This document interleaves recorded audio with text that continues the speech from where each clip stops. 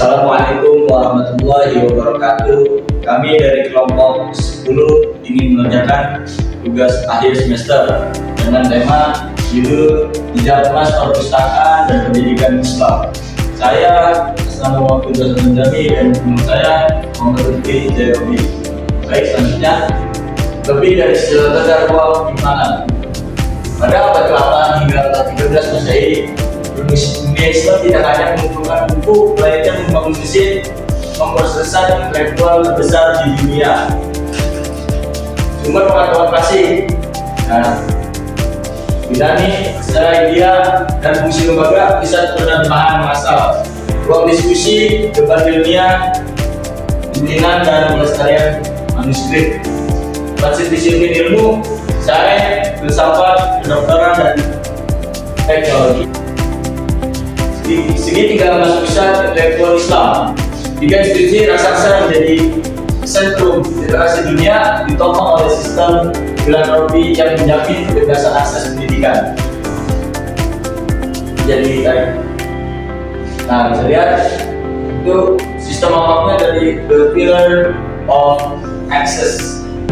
Perpustakaan Cordoba, Andalusia, simbol kemajuan intelektual ibarat dengan koleksi jutaan manuskrip dalam berbagai disiplin ilmu. Dua, Baitul Hikmah, Baghdad, didirikan oleh Harun al-Rashid, mencapai puncak di era Al-Ma'mun, berfungsi sebagai pusat penelitian dan penerimaan utama. Epicentrum pengembangan matematika, astronomi, dan kedokteran di Afrika Utara. Nah, ini sistem apa? The Pillar of Access. Menjamin keberlanjutan operasional perpustakaan secara finansial, memastikan ilmuwan dan pelajar dan sebagai lapisan sosial dapat mengakses fasilitas tanpa batasan. Arsitektur pengetahuan Islam holistik. Kontribusi para tokoh muslim tidak terbatas pada teologi, melainkan membentuk fondasi bagi ilmu pengetahuan modern. Pendidikan Islam klasik, nama matematika dan logika dasar, Al-Khawarizmi, masuk ilmu aljabar dan algoritma. Dua, ilmu kedokteran Ibnu Sina, penulis Al-Quran,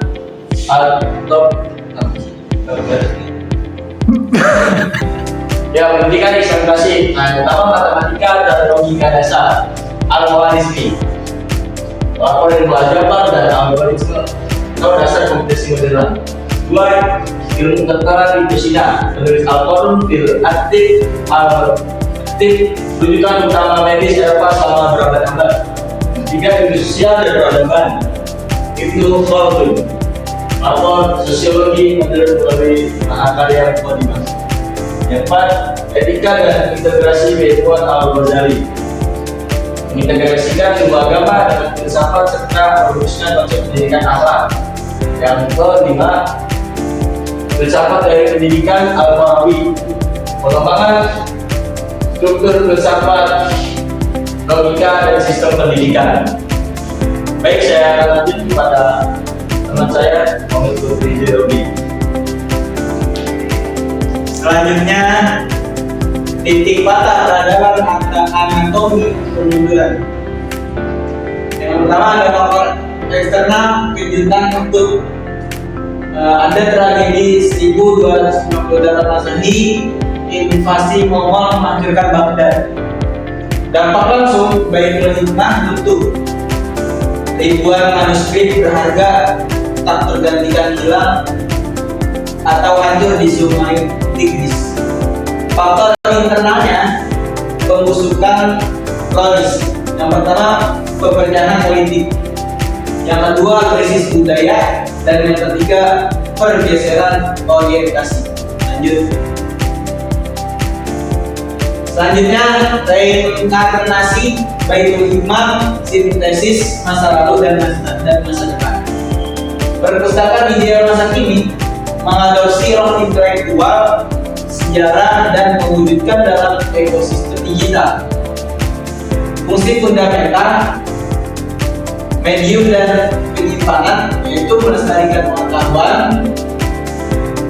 Akses dan keterbukaan itu menjangkau pembelajaran, ruang kolaborasi, menciptakan inovasi, peran menjaga ilmu, mengarahkan pembelajaran.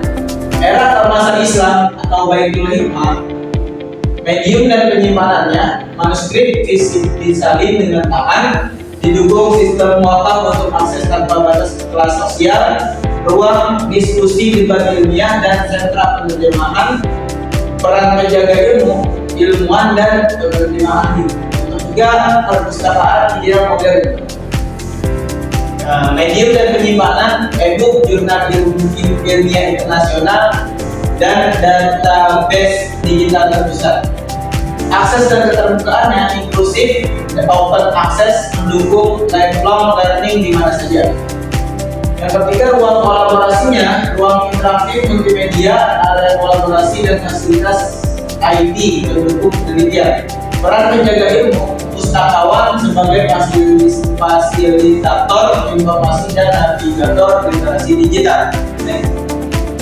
Jejak emas yang tak pernah putus. Kutip 2, sejarah membuktikan bahwa perpustakaan adalah detak jantung peradaban. Meskipun dunia Islam pernah mengalami kemunduran, fondasi yang dibangun oleh tokoh Muslim klasik tetap menjadi cetak biru ilmu pengetahuan hari ini.